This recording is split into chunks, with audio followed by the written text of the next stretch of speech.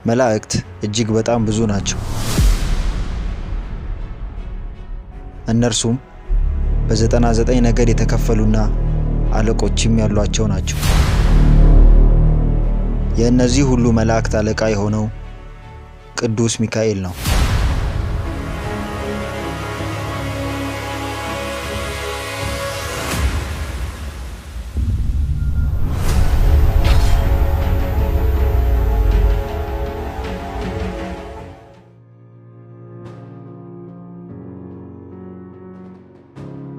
በትህትናው ልዕልናን ያገኘው ቅዱስ ሚካኤል በእግዚአብሔር ዘንድ የተሰጠው ክብር ከማንኛውም መልአክ የበለጠ መሆኑን ቅዱስ መጽሐፍ በግልጽ አስቀምጦታል።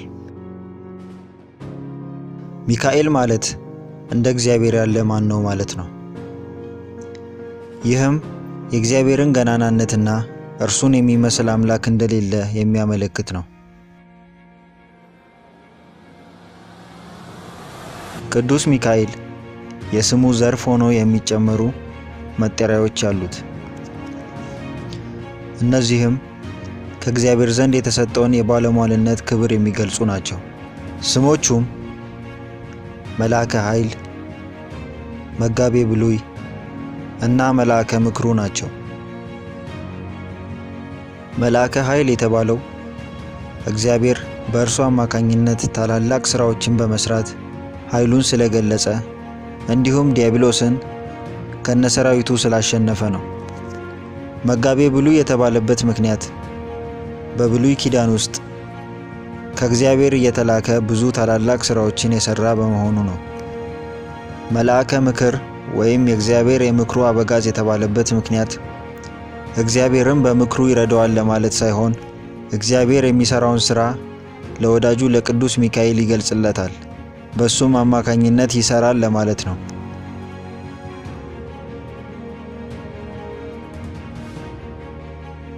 ቅዱስ ሚካኤል በዚህ ሁሉ ልዕልና ላይ ትህትናን ደርቦ የያዘ፣ በጸሎቱ ተማጽኖ በተራዳይነቱ አምኖ ለሚለምነው ሁሉ ፈጥኖ በመድረስ ከአጋንንት ሰራዊት ተንኮል የሚያድን መልአክ ነው።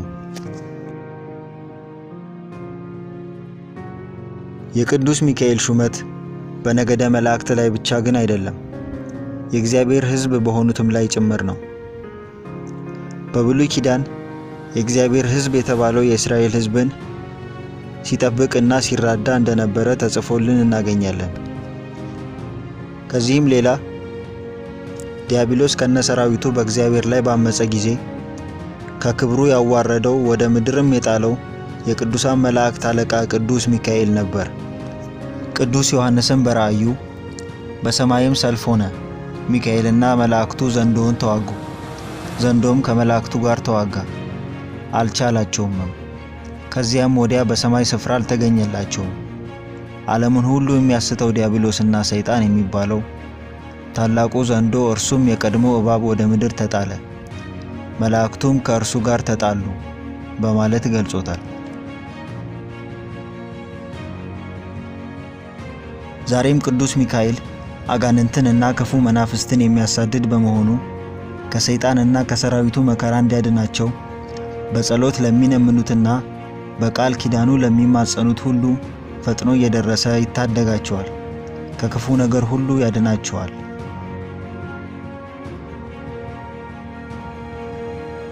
የቤተ ክርስቲያን አባቶች በየወሩ በ12 መታሰቢያውን እንድናደርግ አዘውናል። ይህንንም ያልቻለ በዓመት 4 አበይት በዓላትን ከቀዝቃዛ ጽዋ ውሃ ጀምሮ እንደቻለ መዘከር ይገባል። እነዚህም ቀናቶች ህዳር 12፣ ሰኔ 12፣ ነሐሴ 12 እና ታኅሳስ 12 ናቸው። ከሁሉም የሚበልጠው ታላቁ በዓሉ ህዳር 12 የሚከበረው ነው። በዚህም ቀን የሚከበርበት ምክንያት እንደ ቅዱሳን አባቶቻችን አስተምሮ ህዳር 12 ቀን ታላቁ መልአክ ቅዱስ ሚካኤል በኢዮር ባለችው በአራተኛይቷ ከተማ በሚኖሩ ኃይላትና በ10 ነገደ መላእክት ላይ እንዲሁም በሰማይ ካሉ ሁሉ በላይ አድርጎ የሾመበት ቀን ስለሆነ ነው። በተጨማሪም በዚህ ዕለት ቅዱስ ሚካኤል በታላቅ ክብር ሆኖ በንጉሥ ጭፍራ አምሳል ለነዌ ልጅ ለኢያሱ የታየበት ዕለትም ጭምር ነው። የሰማያውያን ሰራዊት አለቃ ለሰው ሁሉ የሚራራና ስለ ሰው ልጆች ሳያቋርጥ ፈጣሪውን የሚለምን ሩህሩህና ትሑት የሆነው ኃያሉ ቅዱስ ሚካኤል የሰራውን ሥራና የክብሩን ገናናነት ተናግረን መጨረስ ስለማይቻለን ለአሁኑ በዚሁ እናበቃለን። ጸሎቱና በረከቱ እንዲሁም ተራዳይነቱ ሀገራችንን እና ሕዝባችንን ይጠብቅልን። አሜን።